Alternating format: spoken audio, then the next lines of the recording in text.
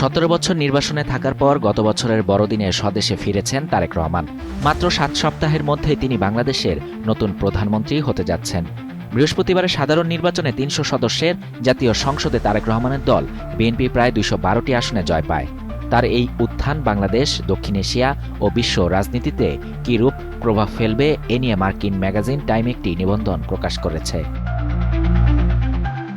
জানুয়ারির শুরুতে time magazine Tarique রহমানের সঙ্গে একান্ত সাক্ষাৎকারে বসে। সেখানে তিনি দক্ষিণ এশিয়ার দ্বিতীয় বৃহত্তম অর্থনীতিকে পুনর্জীবিত করা এবং সামাজিক বিভাজন নিরসনে তার পরিকল্পনা তুলে ধরেন। অগ্রাধিকার কী হবে জানতে চাইলে তারেক রহমান বলেন, প্রথমত আইনের শাসন নিশ্চিত করা, দ্বিতীয়ত আর্থিক শৃঙ্খলা ফিরিয়ে আনা, তৃতীয়ত দেশকে ঐক্যবদ্ধ করার চেষ্টা করা। আমরা যে রাজনৈতিক কর্মসূচি দেই না কেন, দেশকে ঐক্যবদ্ধ করতে না পারলে এগিয়ে নেওয়া সম্ভব নয় বলে জানান তারেক রহমান। 2024 সালে জুলাই বিপ্লবে প্রায় 1400 জন নিহত হন। এছাড়া শেখ হাসিনার 15 বছরের শাসনামলে প্রায় 3500 জনকে বিচার বহির্ভূতভাবে গুম করা হয়েছে বলে অভিযোগ রয়েছে। এসব ক্ষত এখনও তাজা। হাসিনার আওয়ামী লীগ সরকার সেনাবাহিনী, আদালত, প্রশাসন ও নিরাপত্তা বাহিনী সহ বিভিন্ন প্রতিষ্ঠানকে দলীয়করণ করেছিল। এসব প্রতিষ্ঠানের প্রতি জনগণের আস্থা পুনর্গঠন বড় চ্যালেঞ্জ হবে। এবার তারেক রহমান ঐক্যের বার্তা দিয়েছেন এবং প্রতিশোধ পরায়ণতার বিরুদ্ধে অবস্থান নিয়েছেন। তিনি বলেন, প্রতিশোধ কিছুই ফিরিয়ে আনবে না, বরং যদি আমরা এটি নিয়ন্ত্রণ করতে পারি, সবাইকে ঐক্যবদ্ধ রাখতে পারি, তাহলে ভালো কিছু অর্জন করা সম্ভব। হাসিনার শেষ মেয়াদে বাংলাদেশ এশিয়া প্যাসিফিক অঞ্চলে দ্রুততম বর্ধনশীল অর্থনীতির একটি ছিল।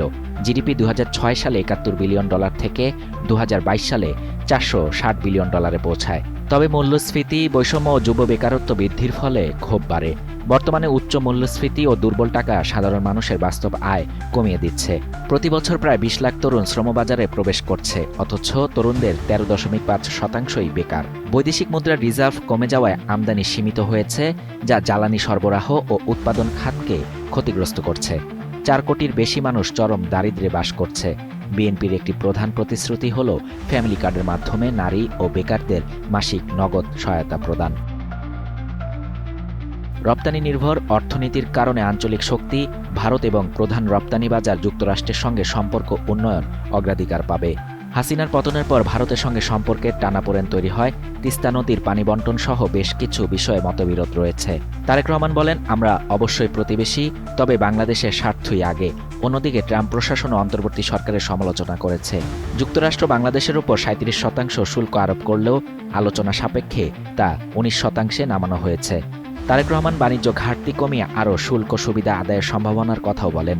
তিনি বলেন, আমরা একে অপরকে সহায়তা করতে পারি।